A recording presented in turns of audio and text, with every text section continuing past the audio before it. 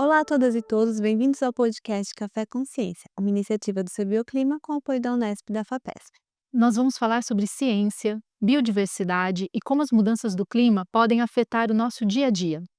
Eu sou Daiane Carreira, bióloga e pesquisadora. E eu sou Gabriela Andrieta, filósofa e comunicadora. Prepara o seu cafezinho que nós vamos começar.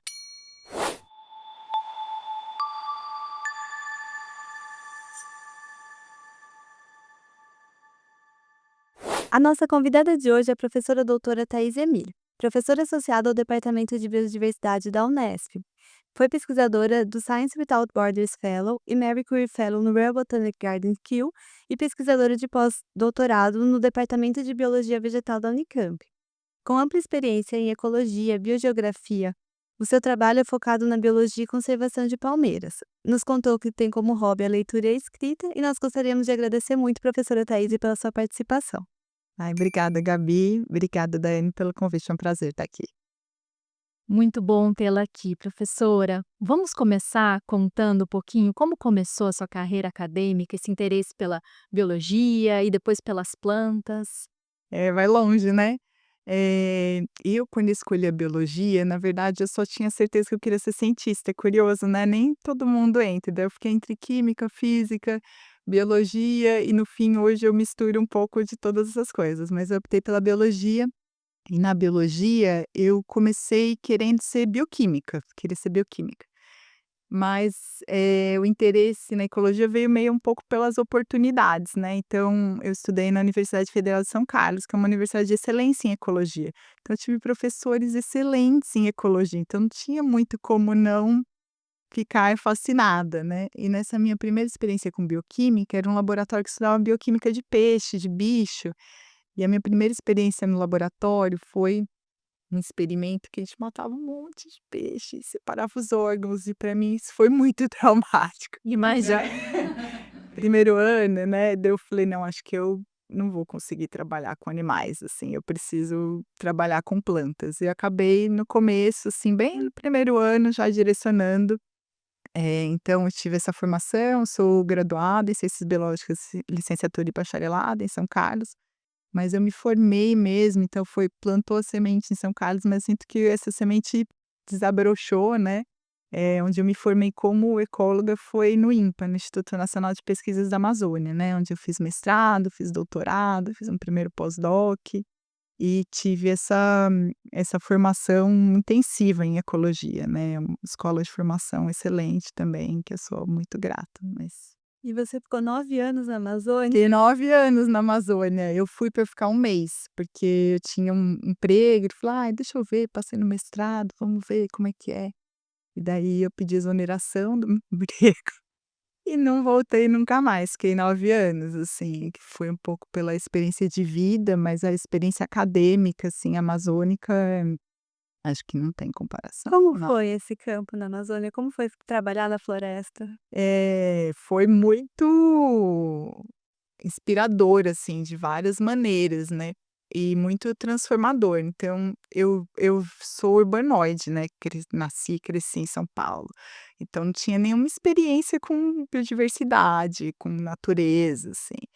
Era muito e no na graduação, eu fiz iniciação no laboratório, né, e quando eu cheguei na Amazônia, eu falei: "Eu não vim até a Amazônia para ficar trancada num laboratório estudando química de planta", né, que era o que eu estudava na época.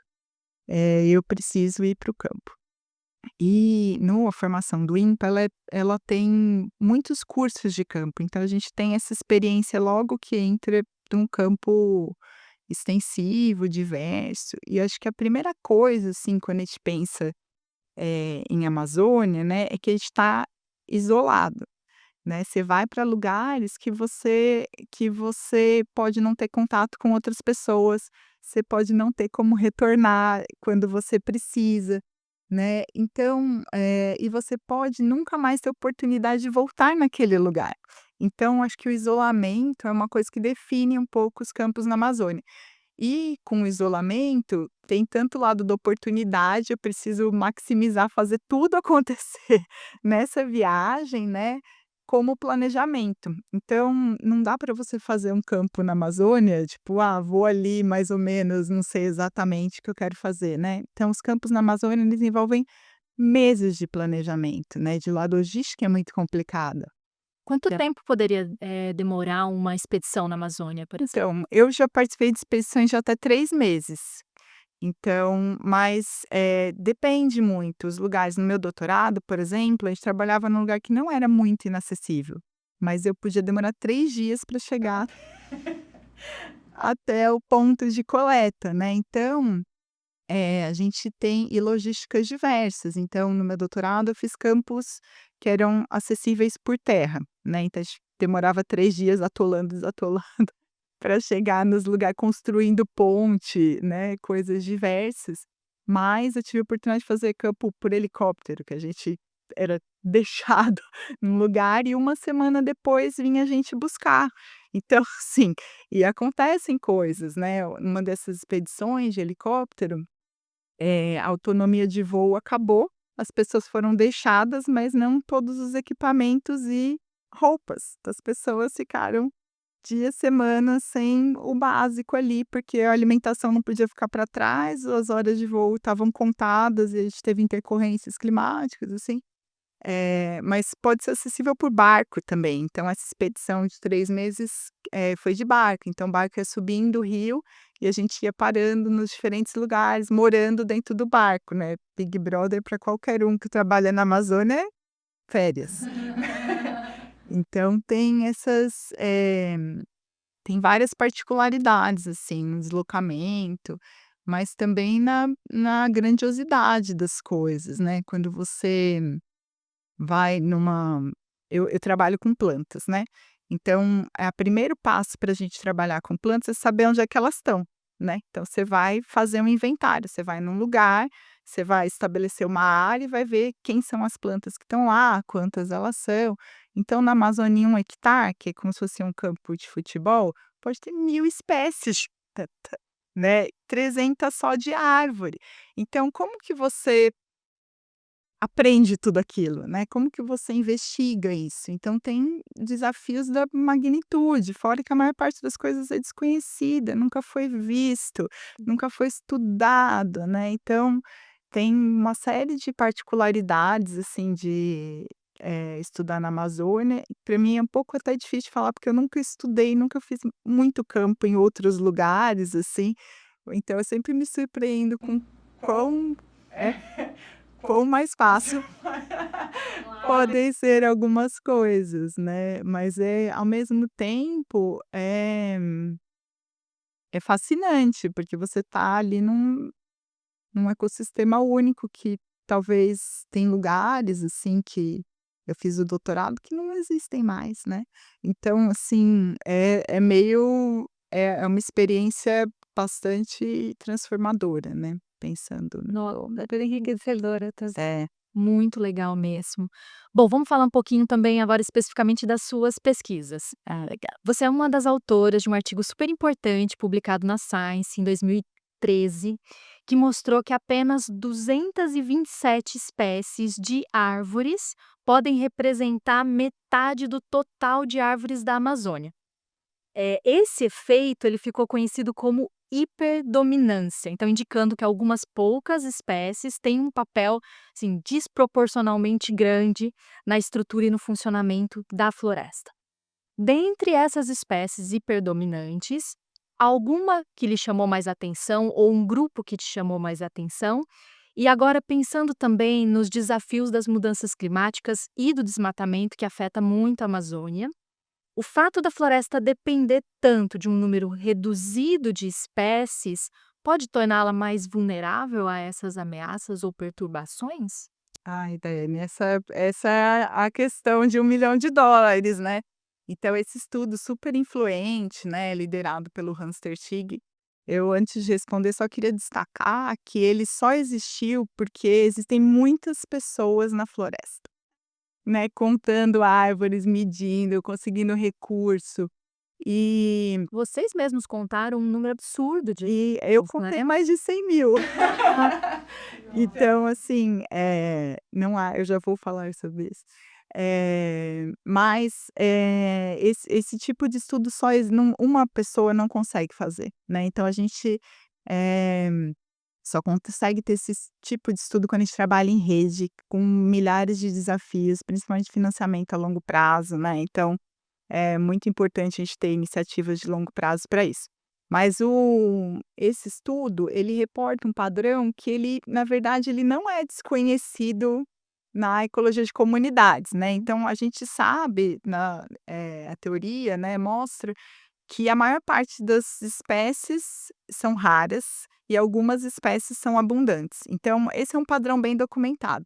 Acho que a questão, mas a gente nunca pensou que fosse verdade também num lugar onde a gente tem 1000 espécies de plantas num único hectare, né.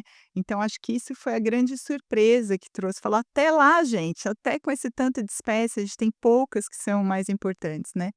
E o que mais me chamou a atenção, e é mais ou menos a minha advocacia, né, é que das 10 espécies mais abundantes, né, se a gente ranquear essa lista, 6 são palmeiras. Então, que muitas pessoas falam que não são árvores, né, existe toda essa polêmica, se palmeira é árvore ou não, mas a gente considerou elas como árvores nesse estudo. Então, isso traz várias questões. Se tem, e o fato delas serem palmeiras, elas são todas mais próximas evolutivamente entre si do que com outras árvores, né.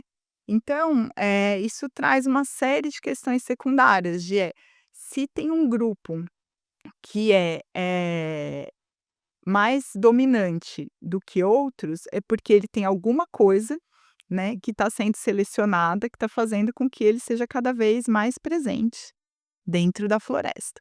Então, essa é uma questão que levou uma série de derivações, assim, desse estudo, principalmente na minha linha de pesquisa, por que que a gente tem tantas palmeiras, né, e uma uma derivação mais ou menos desse estudo liderado por um colega, junto comigo, Bob Muscarella, a gente mostrou a distribuição espacial das palmeiras no globo inteiro e viu que esse padrão de ter muito mais palmeira, ele é neotropical, é desse lado dos trópicos, o resto dos trópicos a gente não tem.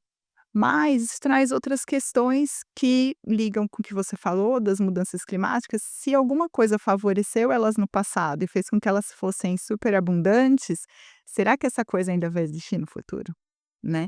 Então essa é uma grande pergunta que está posta, né? Será que as características que fizeram as palmeiras superabundantes vão manter elas nos ecossistemas no futuro, ou será que não, né? E qual que é o impacto disso? Então a gente sabe, por exemplo, que as palmeiras são grande fonte de alimento para os animais.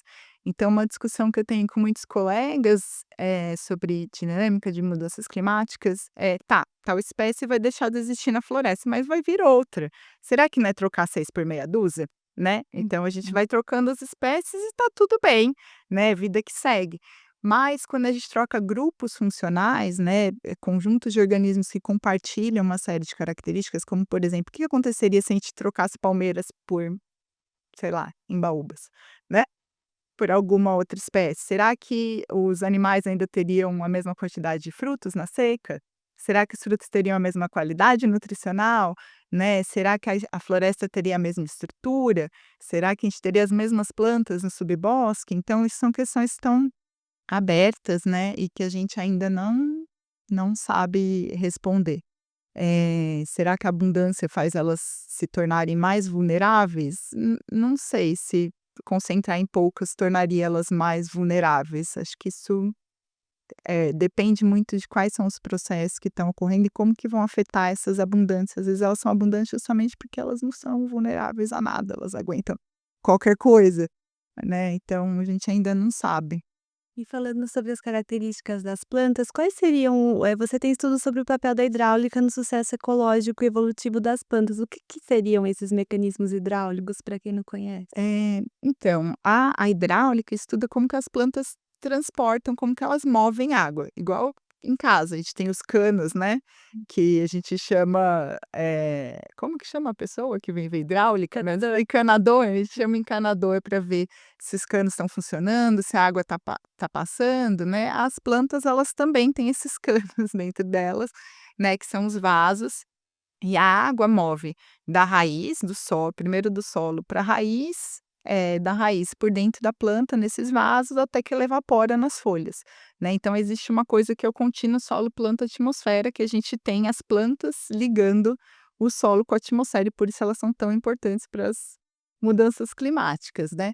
E a hidráulica estuda, os processos de relações hídricas, como que as plantas elas movem e como que elas armazenam a água dentro da planta, e quais são as características das plantas, dos ambientes que estão relacionados com como elas movem e como que elas resistem a condições ambientais mais secas, mais úmidas, com mais água, com menos água, mais quentes, mais ventiladas, né. Então é isso que a gente estuda em hidráulica de plantas, em Então, geral. fazendo um gancho nisso que a Gabi perguntou, a gente sabe que as palmeiras elas podem ocorrer, desde a caatinga super seca até a floresta muito úmida como a Amazônia, por exemplo. O que faz então com que essas plantas consigam sobreviver em condições tão extremas e em ambientes tão diferentes? Está relacionado com esses mecanismos hidráulicos? Então, é uma parte da história. Então, isso foi uma questão que eu tive, assim, né, que no doutorado eu estudei como que as plantas estão distribuídas nos gradientes ambientais. Então, na Amazônia super úmida, elas estão lá. E quando eu comecei a estudar a parte morfológica delas, eu vi que elas tinham o que a gente chama arquitetura hidráulica, um jeito de se construir, né, que indicava que elas eram muito vulneráveis à seca, né, mas não faz o menor sentido, porque você tem palmeira no deserto, como que elas vão ter uma arquitetura hidráulica ali que não permite que elas ocorram num lugar super seco, e elas ocorrem. Então, eh, comecei a estudar, né, essas características e uma das características que eu estudei é a resistência desses vasos, né, que a gente transporta água nas plantas, a água está ali dentro sobre muita, muita pressão. Então imagina uma panela de pressão, tem muita pressão lá dentro, né. As plantas, elas seguram a água ali numa pressão que é 50 vezes a da panela de pressão.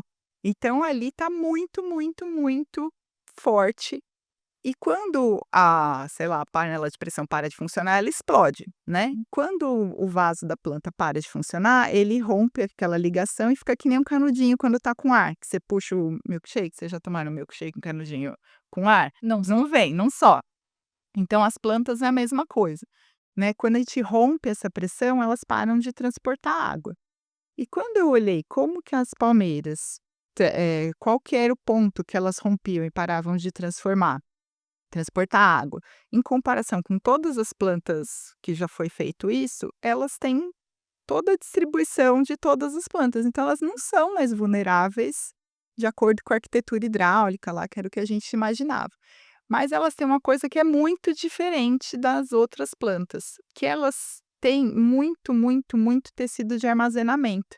Então dá para pensar que elas são tipo uns cactos da floresta, né. Então elas têm muito parênquima, que é esse tecido parenquimático, que ajuda elas a não deixar o vaso romper, a água romper lá dentro, porque elas estão sempre jogando água dentro desse vaso, né. Então, respondendo a sua pergunta, Daiane, elas ocorrem, né, em todos esses ambientes em 2 condições, né. Então a gente mostrou isso nesse trabalho de distribuição espacial, que é quando elas estão muito próximas do lençol freático.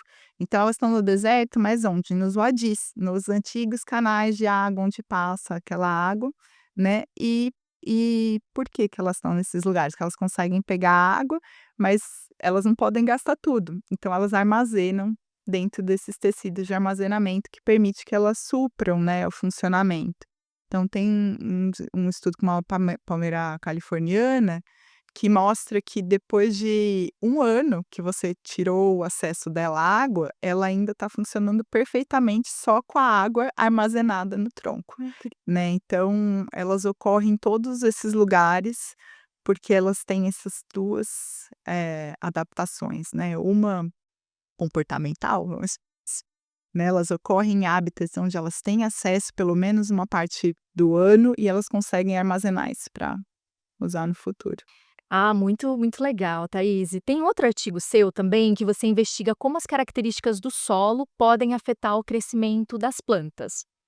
A minha primeira pergunta é: o que você tem encontrado nesse sentido? E como que essa limitação, que são algumas características, do solo, podem se agravar com desmatamento e com outras mudanças no uso da terra também? Ah, legal, Daiane. Então, eu tenho estudado bastante as propriedades físicas do solo e como que essas propriedades elas afetam quem são as plantas que vão estar dentro desse solo, né, crescendo acima desse solo. Então, falei um pouco sobre a discussão de palmeiras são árvores, não são árvores, né. Então, as árvores típicas que a gente conhece, elas têm raízes muito profundas, que conseguem, às vezes, descer 20 metros e acessar o lençol freático lá embaixo, né. As palmeiras, elas são, têm esse porte arborescente, mas elas perderam ao longo do desenvolvimento essa raiz muito profunda e elas têm uma raiz mais de grama, assim, que fica no primeiro meio metro meio metro, 1 metro de profundidade do solo.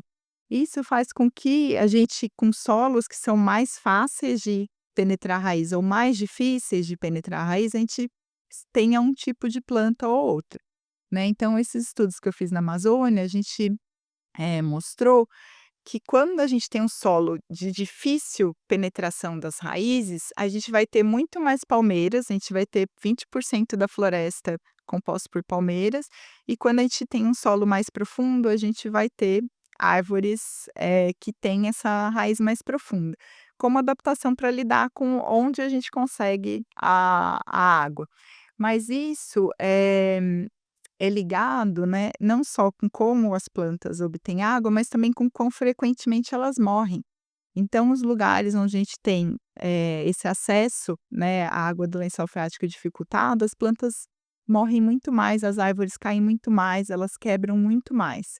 E isso faz com que essa floresta seja mais dinâmica. Então, o que que é isso, é mais dinâmica, né? Ela muda muito. Então, a gente tem tanto mais carbono indo para a atmosfera e mais carbono entrando, de novo, né, quanto as espécies que podem estar ali serem, diferentes.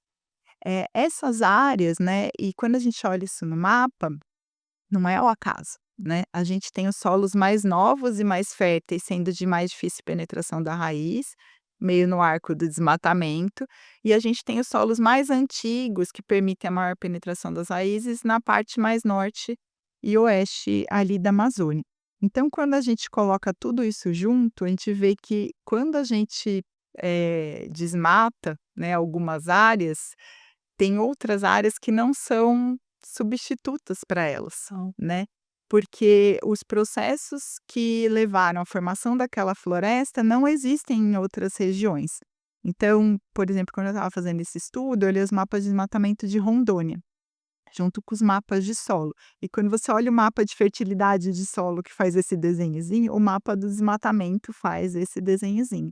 Então, as florestas que a gente perdeu, né, não necessariamente conservando as que a gente tem, a gente Podemos dizer que elas são são insubstituíveis, né? insubstituíveis nesse sentido, né. Tem um outro trabalho até que a gente publicou, acho que foi o primeiro trabalho que eu publiquei, que a gente mostra isso, quanto que você pode substituir uma floresta por outra, né. E a gente, para algumas florestas você consegue substituir 20% de uma floresta para outra, mas por outras é muito difícil, né, quando você vai de um tipo de um lugar para o outro, é muito difícil a gente conseguir, ter um exemplar de processos conservando em áreas muito diferentes, né, essa é a Eu vejo isso curiosidade. muito na discussão da galera da restauração florestal, muito com a Amazônia e com o Cerrado também, que eles têm um pouco falando sobre isso, né, de não tem áreas que mesmo que você faça a restauração, elas nunca vão recuperar a sua funcionalidade, a sua estrutura e os serviços também,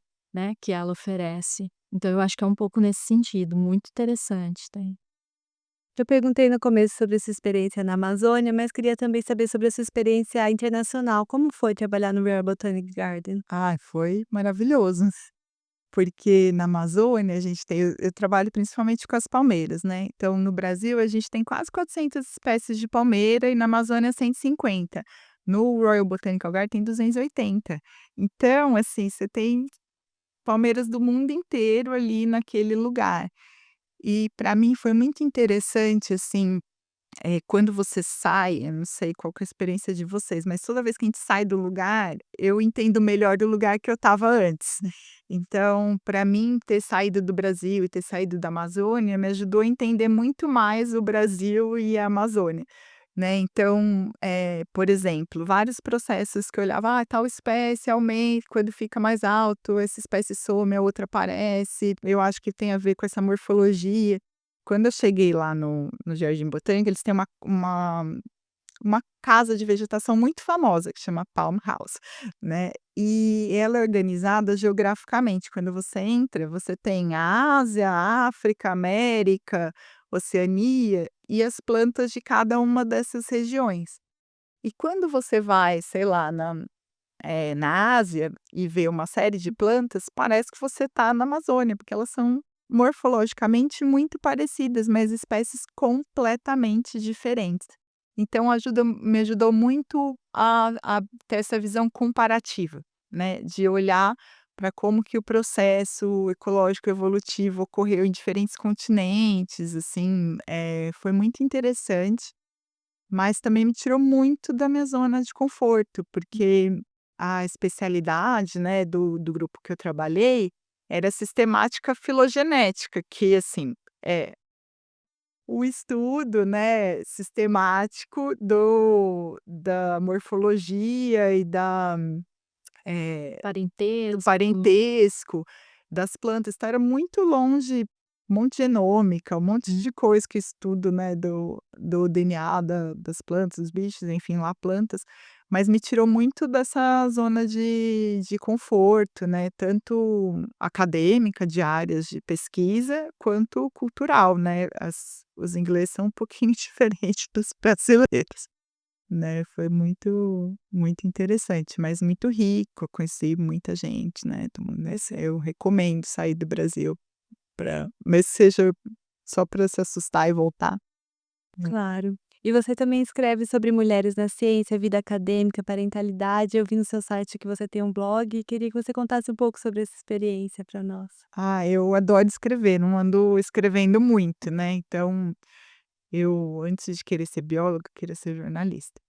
Mas, então quando acho que escrever é um pouco de algumas angústias, assim, né, então algumas angústias de tentar ajudar pessoas a passarem por coisas que eu já passei. Acho que o blog, ele eu falo muito de escrita científica, né, que era o processo que eu estava vivendo ali, via várias pessoas